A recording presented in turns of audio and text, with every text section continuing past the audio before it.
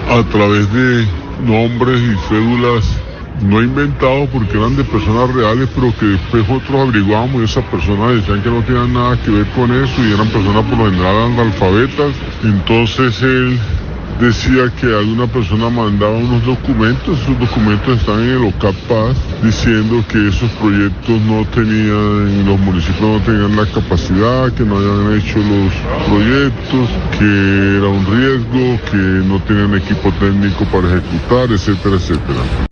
El mismo alcalde fue más allá. Dijo que ellos creían que Quirós no actuaba solo y que era la voz de Córdoba porque no podían tener ese poder solo una persona, un funcionario de la Contraloría. Escuchen el audio.